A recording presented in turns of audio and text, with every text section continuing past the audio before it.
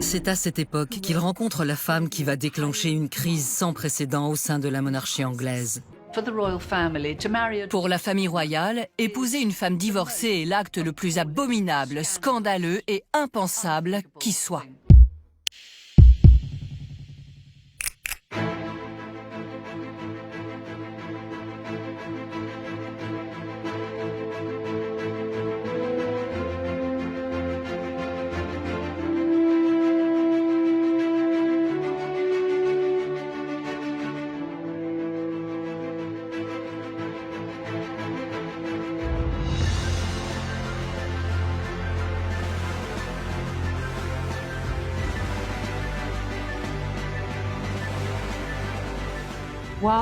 Wallis a un charme fou.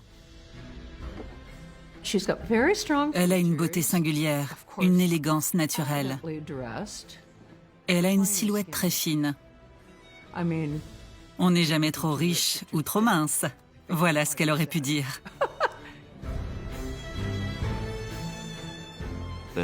Ils sont assis côte à côte. Wallis lui prête une oreille attentive. Il lui parle du poids de sa fonction, des difficultés de son travail au quotidien. Wallis ne se montre pas seulement compréhensive. Elle a aussi des opinions sur ces sujets.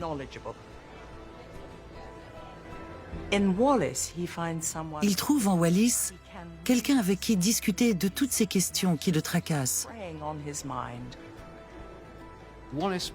Wallis ne lui fait pas de courbettes, comme les Anglais ont tendance à le faire. Elle lui parle comme une femme parle à un homme, et ça plaît au prince.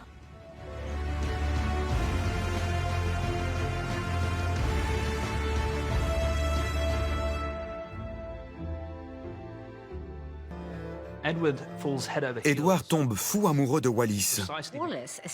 À Fort Belvedere, Wallis endosse très vite le rôle de l'épouse officieuse. Mais Wallis pose un certain nombre de problèmes, à commencer par le fait qu'elle est mariée et divorcée. Le divorce est tabou, non seulement au Royaume-Uni, mais aux États-Unis aussi. En Angleterre, les personnes divorcées n'ont pas de statut. Ce sont presque des parias.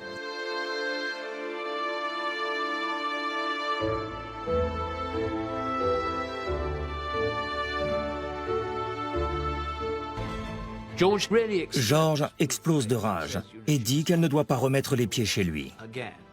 Une grave dispute éclate entre le père et le fils.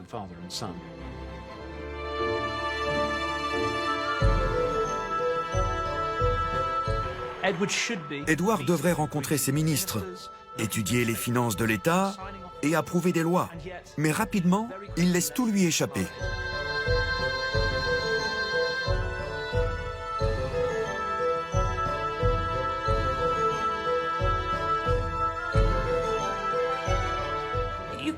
On pouvait se procurer la presse américaine en Angleterre, mais s'il y avait un article sur Wallis, il était découpé au ciseau.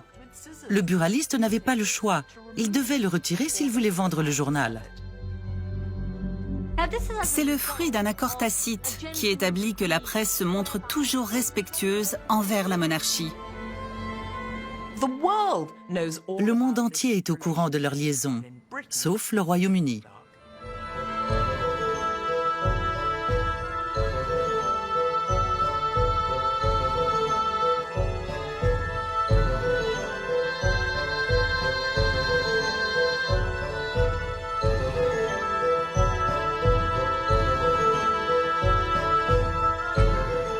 Mais avant même qu'Édouard ne prenne une décision, la presse rend l'affaire publique. L'Empire britannique connaît une crise sans précédent. Cela fait des siècles que le Parlement n'a pas été le théâtre d'une telle joute politique. Le roi doit-il épouser Madame Simpson? Non, disent les ministres, soutenus par l'Église et la haute société.